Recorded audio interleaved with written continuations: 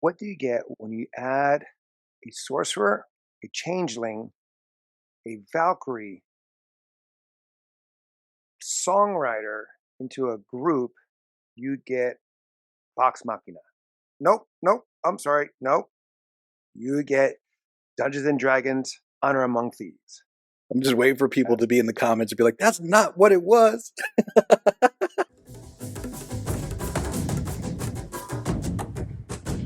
Welcome back to Tales of Two Bros. I am Angel, I'm Adan. where we give you a review at least once a week, and I wear another sleeveless t-shirt. This facts. Spoilers. The time of this review, Dungeons and Dragons: Honor Among Thieves just premiered nationwide. Then you are a huge Dungeon and Dragon enthusiast. I don't know how big you are in that. And it says how I know you play weekly with your friends. What's that? It's a D20. They were selling them at the theaters. Oh my God. Well, I shouldn't talk. I have stuff, popcorn thing for Black Panther, Star Wars. Yeah, Pretty so I much, have yeah. 10 popcorn. So I didn't know what that was, but it looked like a freaking It's just the oversized dice. It has right. And it 20 opens up. sides. This one actually does. So if you guys get to the theater early enough, and hopefully they have some left, they'll sell this with your Oh, popcorn. And you can put your popcorn in it or other things. I'm going to use it for dice. of course you will. Of course. All right. So I'm a fan of the animated series way back in the day with Willie Ames. That's Just a pretty much deep all I cut. know. It was a deep cut. That was like, okay. Before I want you to go into it, because I know you're a big fan, and before we were filming our review here, you were looking at a video about spells and stuff like that in your D&D Yes, stuff. well, just for everybody's reference, I enjoy D&D and I play it. I have actively going on 3 campaigns that I'm in, 2 of which are put onto the separate YouTube channel that I'm on. There's so many different spells, so many different abilities and classes that even as much as I've played, and I've been playing for about 5 years now, there's still so much I need to learn, do, and get a grasp on. So one of the cool things is like we'll talk about it, but in the movie they reference some things, they don't reference some things. It just promoted me to want to be like, I want to double check, I want to learn. Can I do So, this? so the movie was like a training seminar for you in a way. It can be, yes, I would argue. So there were some things that were designed just for the movie. And I watched interviews with because they did talk to creators at Wizards of the Coast, which is primarily runs D&D, and they created some things specifically for the movie. They created some things that are now canon in the world. Also, what's okay? Because from what am I understanding, like Okay, D so and D. Well, let me have you. blah, blah, blah, blah. D&D is kind of like an improv session or True. class workshop where you have a moderator which is the audience pretty much that gives you ideas, sets a scene up for you, and then you have to, I guess, act it out and respond by rolling the dice in comparison and with what your character has, the strength and weaknesses. Yeah. And then after you roll the dice, what have you, there's like a little exposition or something that helps move the story along to say that as if you are able to kill this monster or achieve this treasure, like the moderator then goes back to, I guess, tells the story for you guys or helps move the story forward. Yes, that's pretty accurate. Things like spells, items, and whatnot, you can imagine those as just your props for your improv in regards to it. But you're absolutely right. Your moderator is your DM. They're the ones that they can dictate the scenario. They paint the world for you. You as the improv is you given your character, you're given your motivation, you act it out with your props that you're given, and then based on the dice is what makes it random. The dice is like gambling. So you're not guaranteed you're going to win in a fight. You're not guaranteed that you're going to win over the hand of the maiden in the bar and to be like, I'm going to lay you tonight. No, you could actually crash and like, and she'd be like, nah, you're not my type. I like small guys. And, and that kind of situation. So there's all sorts of things that can happen that are never planned out. And one of the biggest things that we always joke about when I play with my other groups is the DM is like, I'm ready for you guys. And we always go, but are you? Because he always has a plan and we always end up diverging from his plan. So it ends up being a very big improv. But your summarization of it is not far off in actuality. I was never into it, like the game itself. I never got it. I know growing up, because Dungeons and Dragons, the game stuff is been around for a long time since I was a kid. Yeah, 1970s. Yeah, and you see it a lot in shows now, like Stranger Things is a big thing. Was in Big Bang. They made a movie similar to that with starring Tom Hanks, a CBS movie. I never got to see that movie, but I Yeah, heard of it. it was kind of it was kind of cool. It was like where he got into it, like his character totally lost it in a way that his what he the make believe became his reality. So it was like mental, Yeah. like almost like what lack for a better word, he went crazy. Chris Pine from the Wonder Woman movies, Michelle Rodriguez mainly from the Fast and Furious franchise. You have Mm-hmm. Jean Piage, I don't know that's how his name, the guy from Bridgeport or whatever else with Netflix. Oh yeah. Justin Smith, Lillis, Hugh Grant. You have Chloe Coleman, which I only know her from that one with Batista, My Neighbor's a Spy, or something like that. That was on Amazon. And you have Daisy Head, who I don't know who she is. But I had to say, entertaining movie. I laughed more than I thought. The chemistry was good. But is it worth the watch? Worth the price of admission? I had to say no. In my opinion, this movie could be what we could see on Netflix. That's This could fair. be this could be a Netflix production. I did love Hugh Grant. The relationship with Chris Pine and Michelle Rodriguez was awesome. My highlight was really Justin Smith, Simon, who played, who was the sorcerer. Yeah. I liked him. Did you have a great time? Did you enjoy it? Yes, I did. I went with my actually my friends that we play D&D with, and so we all sat in the same row. But there's reasons I had a great time for it. I don't disagree with your verdict of like you could probably watch this on Netflix and have just as good a time. If you're big into D&D, you probably could get away with it in theaters, but if you decided to wait, I wouldn't begrudge you for it. Also, in comparison, there was a D&D movie that came out in 2000. That was my comparison. Okay. Miles better than that one, and that one had Jeremy Irons. Oh, that's right. I remember that. I never saw it because again, I was not really interested. Don't. But I remember that Jeremy. Okay. It had Marlon Yeah. Wayans and Jeremy Irons and some other good actors, and it was epically bad. Oh, okay. How was your audience experience? Audience was pretty good. I could tell there was other D&D players in the audience because Okay. they were getting the same points that we were getting as we're I was getting over. I don't know. I mean, our audience, we went to see an IMAX. We sat like far back in the sense where we had the comfortable chairs, and definitely no one would sit next to us. We made sure that no one would sit next to us. So you bought extra tickets? No, you didn't buy extra tickets, but here's a little hack for those who feel the same way I do. You buy seats that are next to the handicap section. Granted, you have to agree. Like, if someone needs a seat, you have to vacate. It's like, sure, yeah. But most likely, no one's gonna.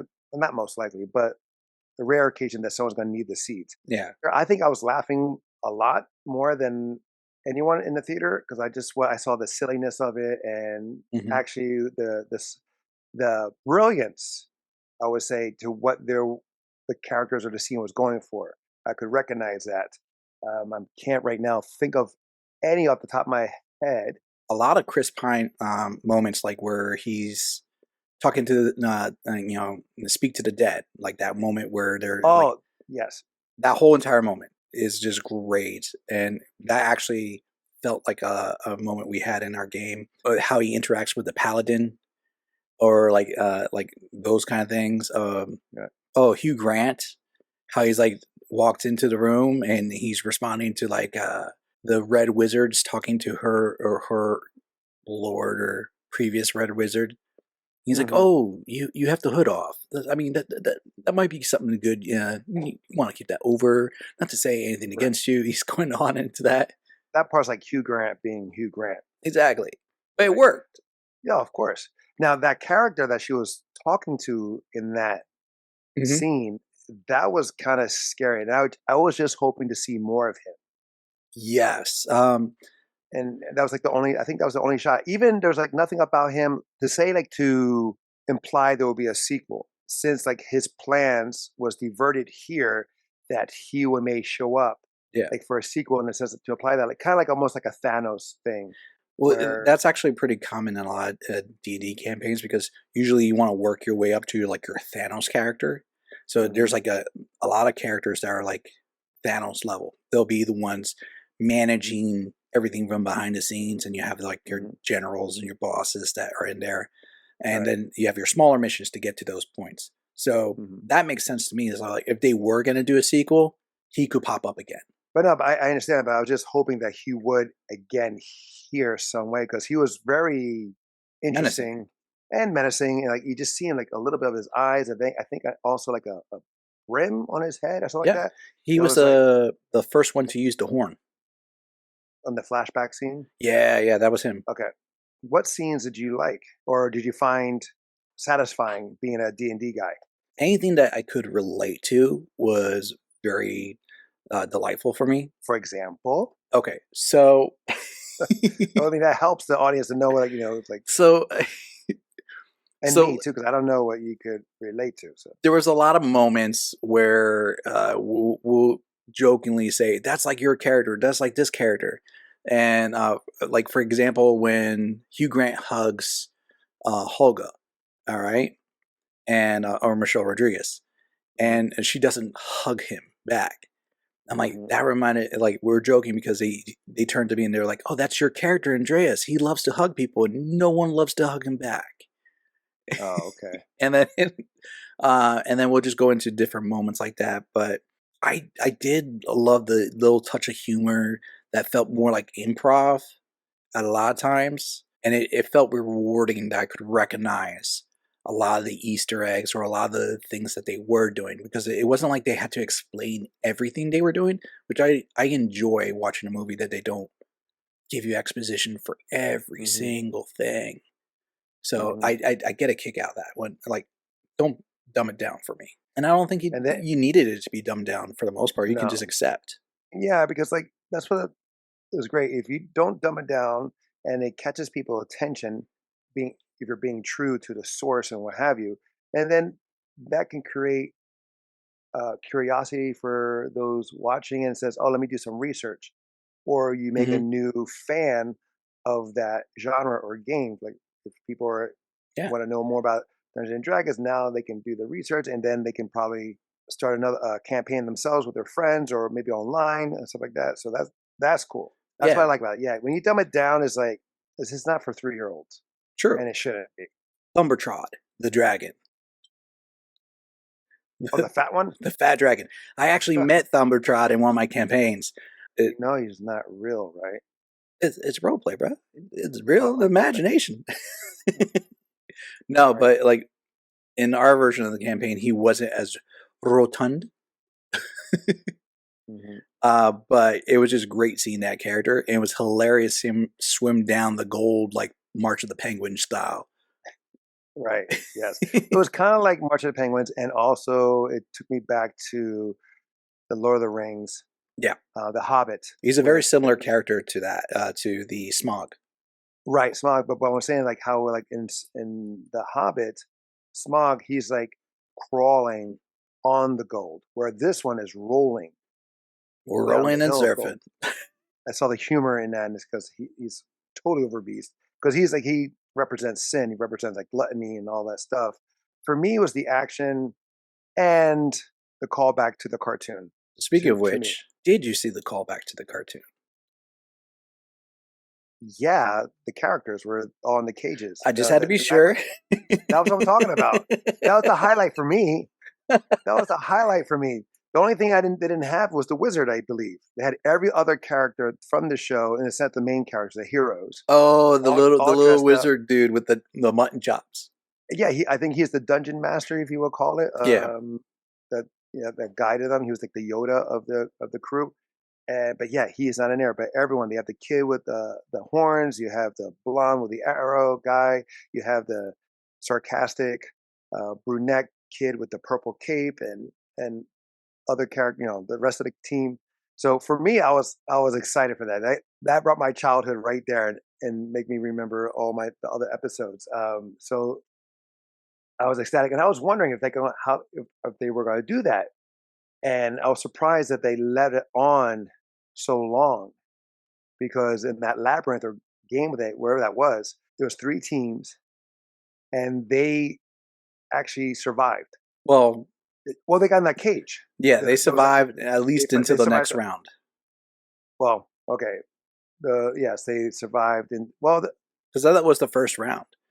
And right, Chris Pine but says like all you're gonna do is just go for the next challenge afterwards, and that's it.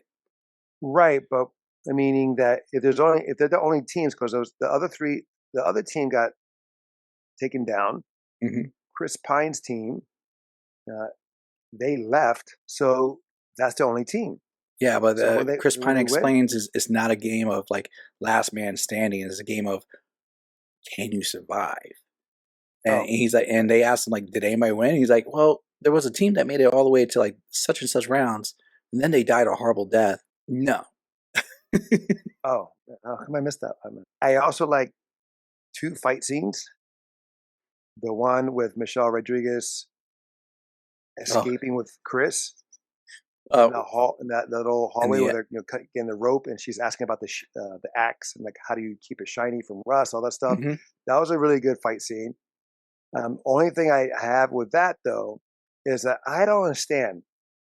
This happens in a lot of like fights where they're the hero is fighting people in helmets, Yeah, and they're able to hit the bad guys with their fists, bare fists, and they hurt the person wearing the helmet that's supposed to protect them from blunt objects and things of that nature. And I was like, come on, really? Is like, and our hand doesn't hurt. she's a barbarian. She's a Valkyrie, if you will, in that way, in the sense of a female barbarian. From all of that, that's what the only thing that got me. I was like, come on, again, because you see it almost everything. I mean, again, here I go with Star Wars. That the Ewoks take down stormtroopers with rocks and sticks.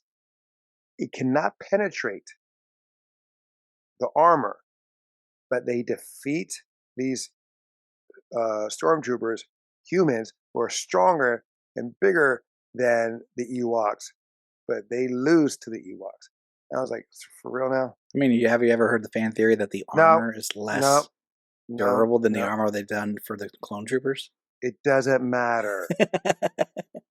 You should not, if you have some kind of shield of protection, you should not be getting like, oh, I get knocked out as if you don't have any armor at all. So that was my little gripe. And then the one with the same scene with the dragon where, There's uh, evil or evil right, foot. where how's his name? What's his name? Ooh, Ray Jean's uh, character? uh, Zank Yendar. Zank. There you go, Zank. So that fight scene was nice. It was a smooth fight scene. I did enjoy It that. was, but it was funny since those characters are undying like zombies. Why not just throw them off a cliff? It's right there. They're on a bridge kind of thing that you could just simply just push them off. But no, you kill them knowing that they're going to come back. But if you throw them off the cliff into the lava, there is no coming back. I mean, the dragon tossed a couple off the cliff, and they ate a Yeah, couple. well, They're not coming back from that. true, but I'm talking about the ones that initially. Mm. Zank, he was okay. He's your Guardians of the Galaxy Drax. Right, he says very little, but he was almost like over dramatic. Well, that's why I said it, because he's like everything's literal, and he was like I was being ironic. He's like I find irony is like the sword who cuts both, he who wields it most, something like that. Okay. Yeah, All right. I can relate to what his character is, and I talked this out with one of my friends, and his character is what you would call like the NPC that the DM would play. So he's a Okay. character that the dungeon master would introduce to help the story along and guide the story along a certain path. So that way you Okay. don't get sidetracked so much. That's why he's actually like really strong, really focused. And once you're done your quest, he goes. Okay. And we were joking about like that's pretty much like where does he go? Like you're in that like as soon as he starts leaving, it's like you ask the DM like where's he going? That way. Like the DM doesn't have anything more to say for him. So he's joking about he's just walking a straight line. Oh, there's a boulder. Like, where's he gonna go around? Nope, he's going over the boulder. I didn't watch any of the previews except for like one, the trailer or whatever. Yeah, You the can't first help it one. but see. Yeah, you can't help but see it if you're in a theater, right? You can't avoid it. So I didn't know who else is in it, and I was totally surprised to see Bradley Cooper make an appearance. Oh, he wasn't in any of the trailers, and it Oh, was was okay. that which is That, great. yes, that's how it should be. Yes. Yes, that's how Shazam: Fear of the Gods should have took a page from that and understand that you don't give the ending in the preview. But yeah, I was totally surprised. Who does he know, or who did he owe a favor to do this, or did he produce the movie? I don't know. Maybe he produced I don't know. or the I think it was producer. just great either way. Plus, it also showed that Michelle Rodriguez's character, Holga, has a type. Right. Well, we see later on at the end that she sees another half foot, if you will. Yes. I was shocked by that, and I was pretty surprised with that, and happily surprised to see that. Anything else that you liked, or maybe not liked? Oh, okay. So what I also liked was the final climactic fight scene where take the group and they're fighting against a red wizard. Because that's where I was like, I need to double check on some of my spell casting because they were doing a lot of spells back to back, and they were doing a lot of cool things. The execution of it was really good because there are some spells that you have to do that you have to concentrate on, like Hmm. when she animated the statue. And as soon as she got hit, she lost her concentration. And then Right. there's other spells that you don't need concentration on. This is me nitpicking now. Like I was like, that's not really canon or like the wild shape thing for the druid. Personally, I would have liked her to look more less humanoid. Tieflings are human. They just have horns and a tail, but their skin is also changed in a little bit. So I would have liked her to be more Nightcrawler-ish. Uh, Ah, okay. yeah, but them calling her a druid as a wild shaper, all druids wild shape. They can all Right. change shape. It's just that some are better at it than others. There was a moment where she's changing from one animal to the another animal. Hmm. This just depends on some games that you may play. Some people will allow it. I didn't allow it when I did a game with my group where Okay. I was like, no, you got to change back into your human shape, kind of like a werewolf, going back from human to wolf. You can't Hmm. go from wolf to wolf to different animals and stuff like that. Okay. That's me So nitpicking. I did like I did like the was it a hawk or pigeon, whatever that The owl was. bear. Whatever that she flies and she's falling and then she has to change. Oh yeah, she did. I think she did turn into a hawk. Well, the whole thing was cool where she's just changing, adapting to try to escape and all that stuff. I Yeah, mean, granted, you obviously can tell it's CGI. It's like really bad CGI, but it's hard to control animals to do the right thing. that and like they didn't have like a Lord of the Rings budget. Um, Mm-mm. considering all, I mean CGI wise, considering their budget that they did have, it was No, actually pretty overall. decent. Yeah. Now, I one of my enjoyments was the waking of the dead Yeah. and then they keep getting the wrong person, trying to find the Yeah. one who has the helmet or what happened to the helmet.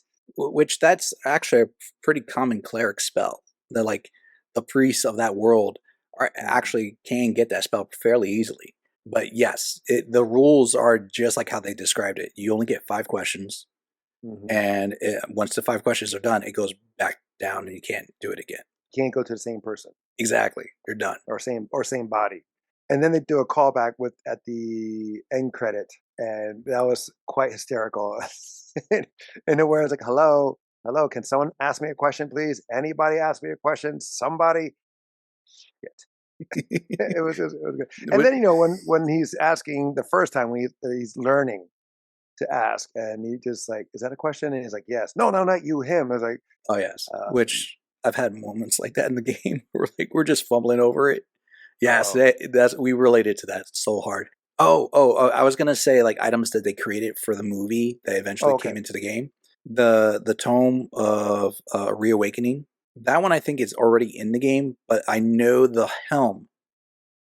The helm was created for the movie, but they added it in the game before the movie released, as well as the staff. Where it's like I forget the name of the staff, but it's basically the portal gun, the one that opens little doorways that they can jump from Oh, one oh, area. oh, oh, the one he found. He's like, wait a minute, that's where'd you get that? Blah, blah. Okay, yeah, yeah, yeah. Exactly. And then the horn After, too. yeah, right. The horn that's for the red mist. Yes, yes. Okay. And then and the prison. That's all stuff that they made for the movie that they introduced to the game before the Prison. movie released. Which prison?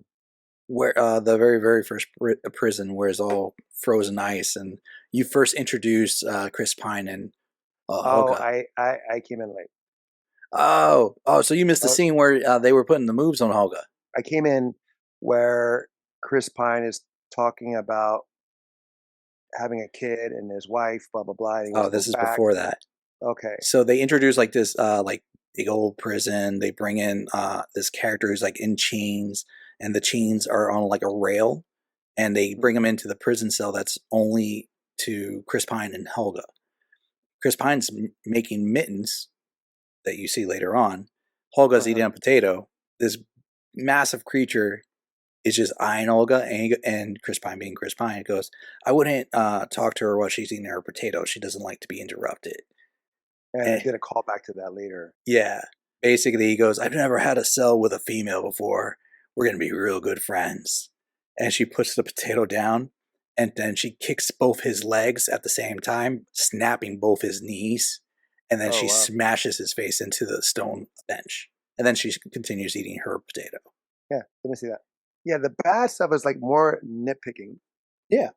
The final scene was good. It was predictable. To me, it was predictable. I told Kim, I was like, he's going to use it for Holga Oh, instead yeah. of dying. It was kind of because the thing is like You the saw it daughter. coming. Yeah, you saw it. But the thing is like he was doing it. He wasn't doing it because he being selfish of trying to find that. What was that thing called again? Tomb of Reawakening, I believe. Or Tome Tomb of of Reawakening. That he wasn't doing selfish, even though he was, because he was trying to get his wife back, even though he was saying, "I'm trying to get your mom back." Yeah. And the thing is, all she knew was Holga as her mom. That's her mom. Yeah.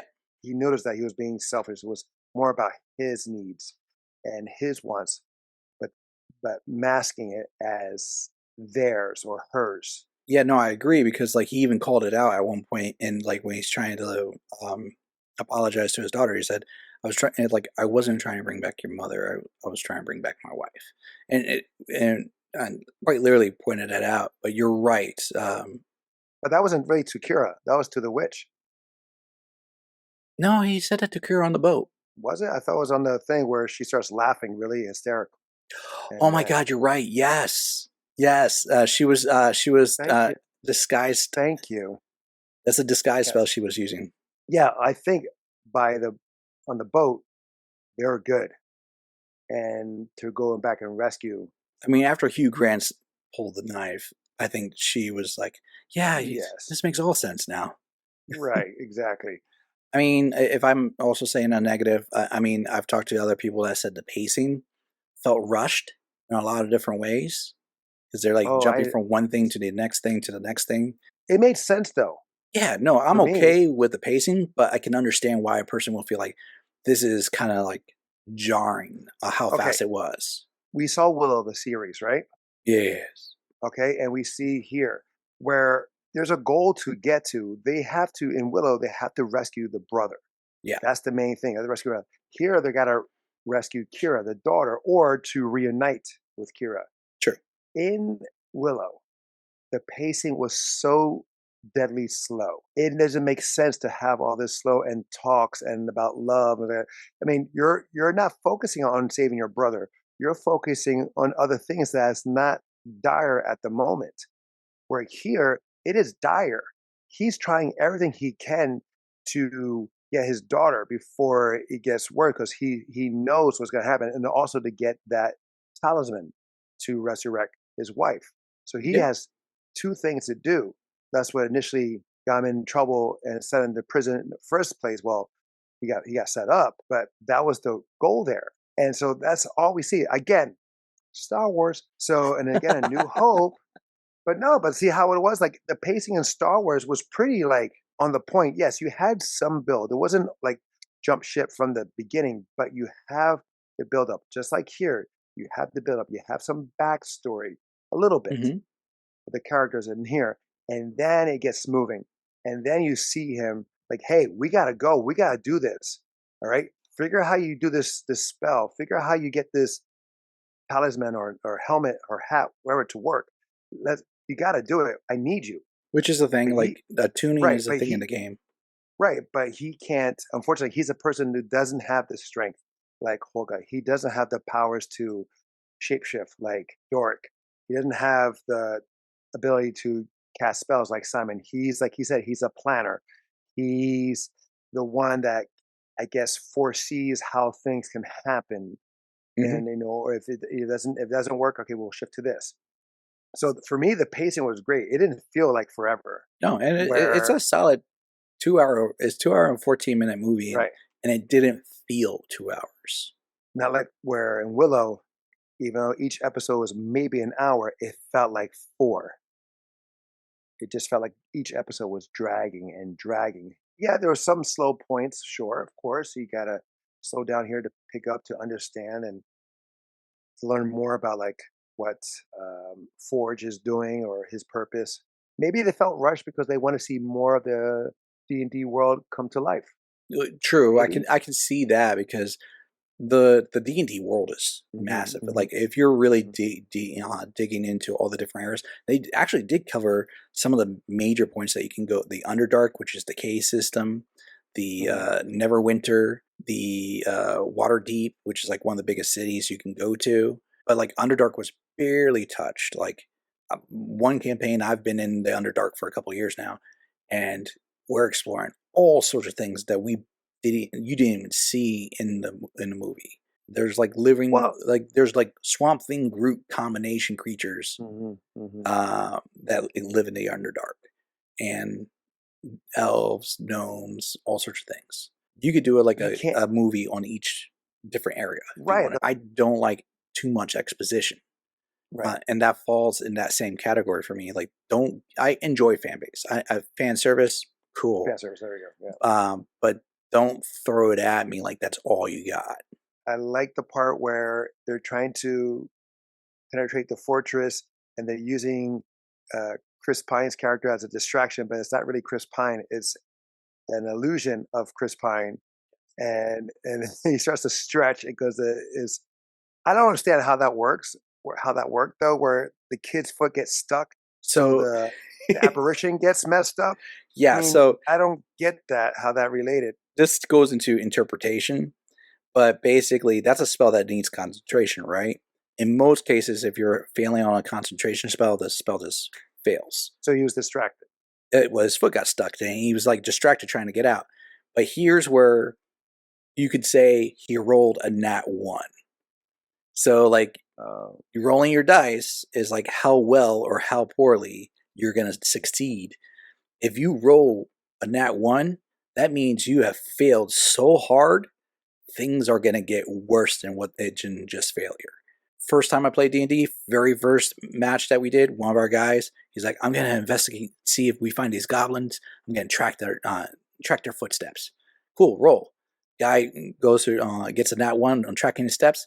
Yeah, apparently it's been raining a lot. You slip in the mud as you try and track their steps, and you fall in a pile of poo left by cows, face first. So basically, the distortion of the spell was a nat one.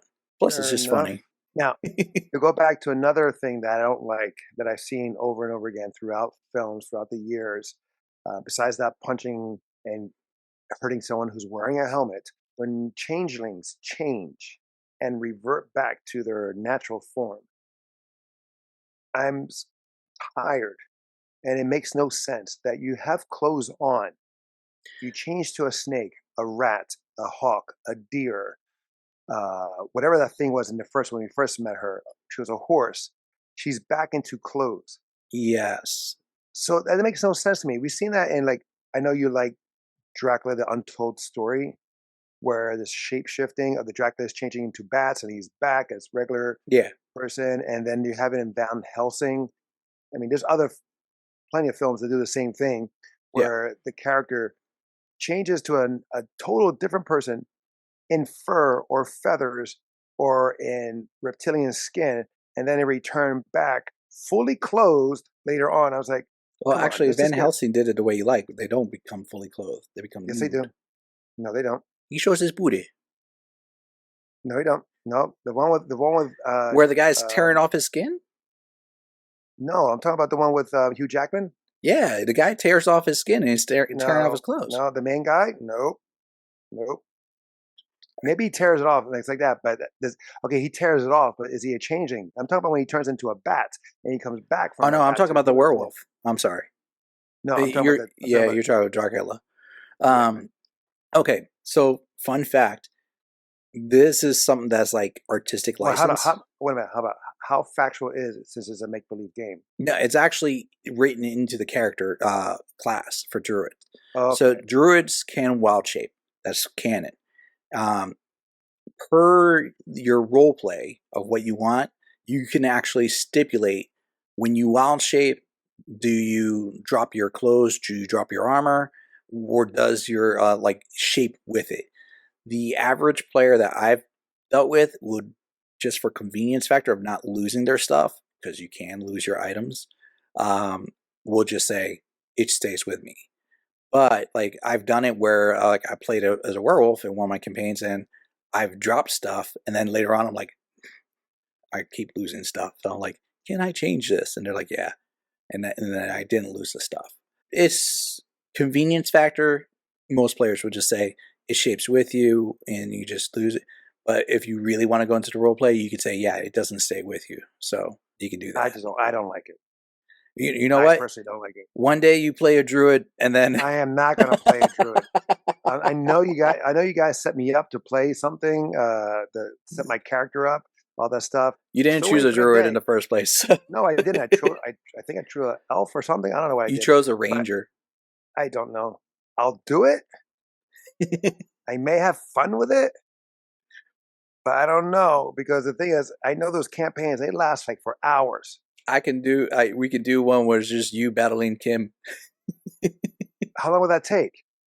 not hours. Depending on How how long will fast. it take? I'm Oh, a busy guy.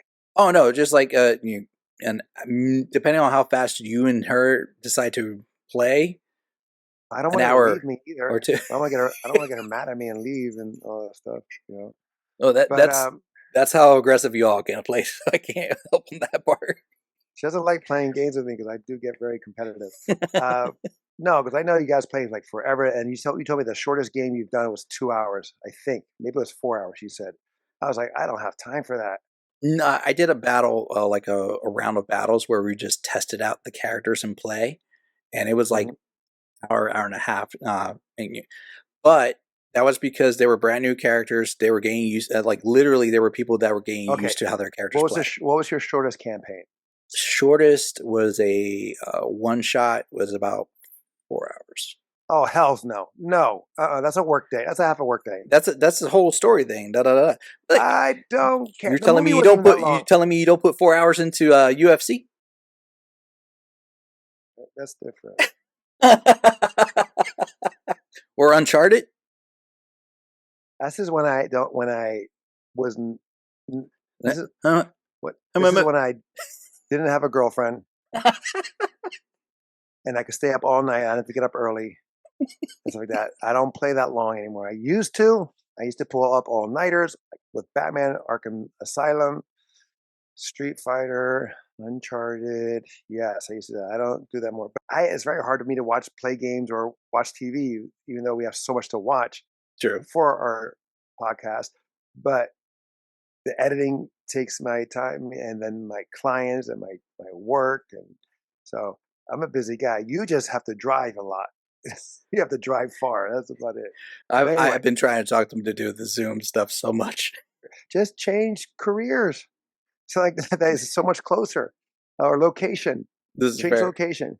Okay, since you are a D&D enthusiast, is this worth the price of admission? Is it worth the watch? I mean, it's absolutely worth a watch. Could you save it to Netflix? Yes. If you're 100% like, I need to see this on the big screen because of the characters and the design, go for it. I'm not going to stop you. But if you decide to wait for Netflix, you're good. You're good. It is nice to see Thundertrod on a big screen, though. That big That's the rotund dragon. dragon. Oh, I want to say the Black Dragon was also featured in Vox Machina. I think that was also in the Vox Machina, the Black Dragon. Who's the Black Dragon? Where was the Black Dragon?